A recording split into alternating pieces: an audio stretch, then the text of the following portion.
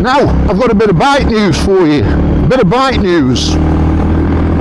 And I couldn't believe my luck. Well, I say my luck, or my unluck, I don't know. Let me tell you what's happened. I come back from that run on Sunday, and just before I got home, I looked down at my Speedo, and it was like saying 70 mile an hour or 65 mile an hour. And my first reaction, honest to goodness, was, wow, this is going well now as it's run in. And then I sort of, a split second later, I thought, hang on a minute, Keith, you're only doing 65 mile an hour, you're doing like 40 or 45 or something like that. There's no way you're doing 60, 65. I thought this is reading fast, and not just, not just a few miles fast, like mega fast. So, I pulled up thinking I'll switch it off and I'll reset it. So I switched the ignition off. Guess where the needle stopped at? Yeah, you're ahead of me, aren't you? 20 mile an hour. I'm thinking, uh-oh, my Speedo's gone. This well-documented Speedo issue on the Classics probably affects the Meteors as well, does it? You'll have to tell me in the comments. Very well documented. I've seen a lot about it, but I thought with mine being a relatively recent one, they'd have sorted it out by now. Well, guess what? Apparently they haven't. It's still an issue, and I'm thinking, well, I'll tell you what I'm thinking. I'm thinking two things. One, oh no, my Speedo's gone. And two, oh no, I self-serviced, didn't I? I serviced it myself, and the dealership is well aware of that. They're well aware of that. And they told me, no service, no warranty. That's the chance you take. That's documented in previous vids, isn't it? We've talked about that before, and we've had all sorts of, oh, they can't do that, they can't say, as long as you use parts. I'm just saying what they told me. They've told me, and we all know, because I did a video about it, that they aren't keen to help us, really, because Royal Enfield pay such paltry rates regarding warranty work. They pay crap money for it. It's not in the dealer's interest to put off other jobs to do that. That's why they're not keen to do it. Anyway, so my Speedo's packed in, hasn't it? It's stopping at 20 mile an hour. It was reading too high as well, but on the sweep it stopped at 20 mile an hour. So I thought, right, here goes. So I jumped on my bike this morning, I went down. I thought, they can say yes, they can say no, and I'm going to tell you guys about it either way. So it goes in. So I do, mate. You know where we go, Potteries Motorcycles, that's where I had my bike from, and they've been great with me. So I went up to see the service manager. Hiya, mate, are you in a good mood? He said, yeah, I'm always in a good mood. I said, okay.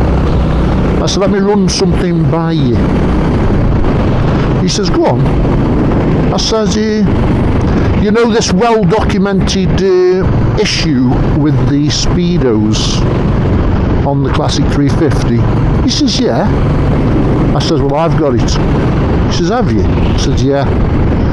He said, why, what's it doing? I said, well, first of all, I noticed it was reading too quick, far too quick. And then when it came, when I switched it off, the dial stopped at 20 mile an hour. He said, oh yeah, he said, that's the issue, yeah, he says, that's I said, right, I said, but And he said, hang on a minute. So off he went in the back. Do you know what he come in with? On the shelf in the back, a new Speedo. That tells us something, doesn't it? They got them in stock. You know, that's something. They wouldn't keep them in stock if that wasn't a known issue, would they? Let's be honest. So he takes it out the box. We have the look. He says, "That's it." And he just said, "Yeah, that's it. It's the whole. You know, it's the Speedo." And it said on it £181.20p, including VAT, or something like that. The pence might be wrong, but £181. So he says, I said, yeah. I said, well, I said, you know the issue though, don't you? He said, yeah, I know the issue. He says, here. And he just sort of shoved it towards me. He says, dead easy fit, take your headlight off. You know, it's blatantly obvious. Just be a bit careful with the electrical plug, and it's a dead simple 10-minute job. I says, what are you giving it me? He says, yeah. He says, take it off. He says, bring us some biscuits next time you come in. I thought, wow, how fantastic is that? What a result that is, eh? Absolutely wonderful. So there you have it. I was, you know, a bit concerned that I'm invalidating my warranty. Now I know that the Speedo's got nothing to do with the oil change and the valve timing, you know, doing your tappets. And I know I go there and they know me, and there's, you know, I've done a few reviews, and I do mention them, because they're good enough to lend me the bike. And but I thought that was wonderful. I mean, I think if he hadn't got to do it, he wouldn't have done it. You know what I mean? Can you imagine if I'm completely... He wouldn't have done that if it was out of warranty, would he? If, let's say, if me warranty. But anyway, that's the result. It's sort of been tested. I self-serviced my bike, and when I needed them, just by asking, they came through for me. Now, whether that was because it's a known problem, I just don't know. But I'm just telling you how it is. So, he's given me a Speedo. Now then, the tail's not quite finished, because I got outside, started the engine up, and I started to come home. And about halfway home, the needle went down to 0 on the Speedo. Oh, there was an engine management light on as well. I've no idea how that came on, like an engine management light. And I thought, hello, what's going on here? Because I'm thinking, okay, you've got a Speedo now, but I'm going to have to buy the tool to get that switched off. You know, investigate that a bit. But anyway, I got halfway home, the Speedo went down to 0, and off I set off up the road at some traffic lights, and the Speedo appeared to be reading correctly, almost like it had resolved itself. So that left me with a bit of a quandary, because I've just asked for, and I didn't make it up, obviously. You don't go, that wouldn't have gone in. So I gets home, and I said to my missus, she said, how's it gone on? I said, they've been brilliant with me. Brilliant. They give me a new Speedo. I've got fitted myself. Now, I think that's because of the, like we touched on, the money they get paid from Royal Enfield to do these jobs isn't enough, frankly. But I don't mind that. That's fine. I've got no issue doing that. But I said, anyway, at the moment, I don't have to, because it seems to have resolved itself. It doesn't seem to be, you know, it's almost like it's corrected. So it appears, she says, well, I said, I don't know what to do now, I feel a fraud. She said, yeah, but it's, and quite rightly, she says, it has gone, they're known to go, you didn't make it up, it's probably go again, so hang on to it, because by the sound of it, you're going to need it. But it seems to me very fair. What do you think? Now then, we're in Ashbourne. We've got all the bunting out. I've no idea why. Something must be happening, maybe this weekend, or is it the weekend just gone? It's not bank holiday. There's the kids, there's the scouts. I don't know where they're going. I wasn't in scouts, I was in boys brigade when I was a lad, and scouts and cubs were our like arch enemies. They used to tack us, and we used to tack them. Yeah, great times. Great times. Hey, it was, yeah, great times. Now then, I've got an admission to make. I've been test riding these bikes. Yeah, and I'll go on that run and see all them bikes up there. I'm getting tempted. I'm getting tempted by another. I don't think I'm going to get rid of this. I'm not going to get rid of my little classic. I do like my little classic, but equally I'm tempted to get something else, and I don't know where to go with that. I mean, do I need it? No, not really. Would I, you know what I mean? Is it going to change my life if I have one? Because I've had loads. No, not really. I'm just being stupid. Absolutely. Probably I am, yeah. Maybe I should just, put my sensible head on and forget all about it, but I'll have to keep off these bigger bikes because I'm thinking, oh, it is nice to have a bit more power, It is nice. You can get by on these. It does over exceed what you expect from it from a little putt. It certainly does. I'm not disappointed in this at all. It's just that there are times when I've been riding these bigger bikes and thought, oh, it's nice to have a bit of waft. A bit of proper waft. And the bikes I've been riding, they've only been, shotgun, super meteor, even the Himalayan. They've been up on power on this. Very nice it is too to have a bit more power. And then I see these Bonnevilles and I'm talking to people and I'm thinking, I'm quite... I was talking to a lad and said I wouldn't mind like an older classic bike. You know what I quite fancy? I quite fancy something like a CB750 from the 70s. There's plenty of them about, and they go for, I don't know, 3, 4, 5 grand. Obviously, they go for a lot more for an absolute minty. And what I'd want is a tidy one that I can use.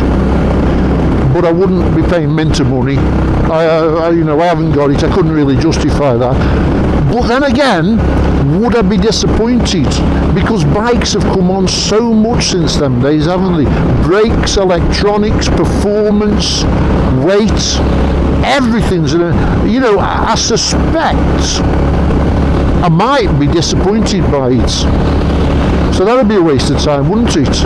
And would I get something like a Bonneville Classic, or do I go a bit like an adventure bike, a bit of do I need it? Anyway, I'm just telling you what's going through my head. I'm being swayed a little bit, and I think I'm being swayed because I've done a few test rides, and it's reminded me of what it's like to have a bike with a bit more power than this. And that's not to say that this is useless. It's not. It's a great little bike for what it is. It's lovely. It's just a thought, but it's you know what thoughts lead to. You know what happens, don't you?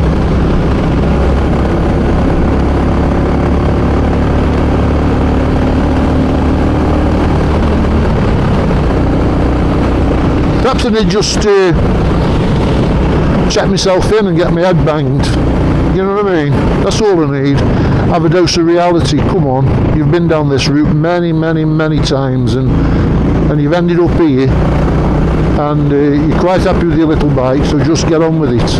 You haven't had it long, and well, as I said, I don't intend to get rid of this. I don't think it'd be pointless. I'd lose too much money, and it'd be pointless. So I'm going to keep there.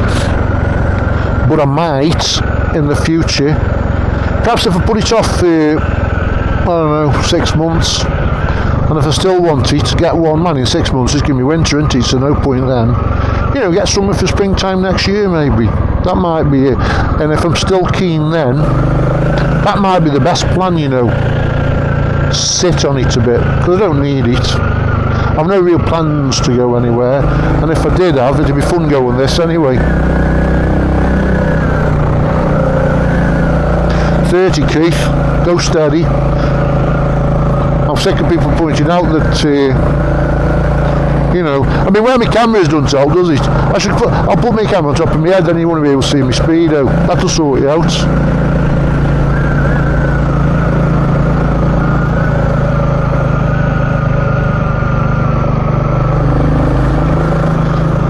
It's a nice evening now.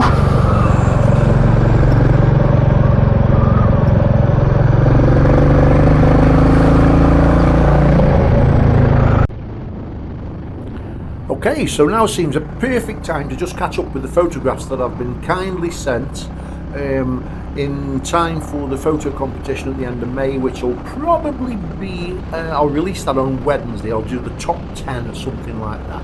So let me just rattle through these quickly. These people have been kind enough, you people have been kind enough to send them in, so I just need to rattle through this. Right, first of all, we've got Gary. Now Gary, he says he set off early one Saturday morning in search of a lane he hadn't been now for over 40 years when he was on his nifty 50. We all remember them days, and he didn't think he'd find it, but find it he did, and he said it took him back all those years, and he was remembering when he was a teenager again. It was a totally uplifting experience on his little classic 350, which he named after his father. Doesn't it just do that? Some of these trips, that's exactly what they do, Gary. Fantastic. And he found this bubbling Ford under a canopy of trees, and it took him back all them years. That's fantastic, Gary. So thank you for sharing that with us. I'm going to move swiftly on to Steve. Steve didn't tell me where he was, but he's got a picture here of he must be very proud of it. He's 3-mile-old Signals. Royal Enfield Classic 350. I'm sure he's got some good times to come on that. Now, Mike's in Forres at the top of Scotland, and he sent a couple of pictures of his Meteor loaded up, and he's been on a bit of a road trip, Mike, as joining the Royal Enfield Scotland Facebook group in Crieff. He says it's 160 miles up from him, so that must be close to the top, because I know Mike's quite a way up as it is, but it's all loaded up, testing its touring capabilities, which he passed with flying colours, he said. He says it continues to amaze him. It's returned 110 mile an hour, and he's planning to possibly go to France next year. I'm well aware of that trip, Mike, yes. We never know what's going to happen there, do we? But that's Mike in Scotland. Now, Andrew, he's in Pembrokeshire in Wales. He's got a Super Meteor and a Classic 350. One of them's pictured outside an old shop, and one's overlooking Cardigan Bay. Lovely pictures. And Andrew does have his own YouTube channel called Butler's Bike Life. Butlers_bike_life. So if you want a bit of Royal Enfield content, go and have a look at that. Now, Damo, I know Damo very, very well, and he dug out a picture of him when he was a lad. He's taken us back to 1996 on his FS1E, which people in our area all remember. He bought that for £500 from Rolly Cappers in Leek. He said it was an absolutely fantastic bike, and he's proudly sitting on top, down the bottom of the garden where his dad still lives there. And unfortunately, Rolly Cappers recently shut, I noticed. Maybe a year, time flies, doesn't it? A year ago, 2 years ago, but Rolly Cappers is gone now, but it was there for many, many years. Now we'll just move on to Steve, the Norfolk Thunderbolt. Now, Thunderbolt hasn't been too well recently. I've been keeping an eye on his videos, and I believe he's on the mend now, so that's brilliant news. And he's bought himself a new Honda 350 NSS scooter, I think. He says so he can take Mrs. Thunderbolt with him. So there you go. If you're in Norfolk and you see two Thunderbolts, at least you know what's going on. So thanks for that, Thunderbolt, and it's great that you're on the mend. And finally, we've got Mike. Now, Mike was the fella from Swansea, who generously donated the proceeds of the rear seat frame, which I bought off him, but he generously donated the proceeds to the Distinguished Gentleman's Ride Fund, which was gratefully received. Thank you, Mike. But he's sent me a picture of his classic 350 overlooking Llangennith, is it?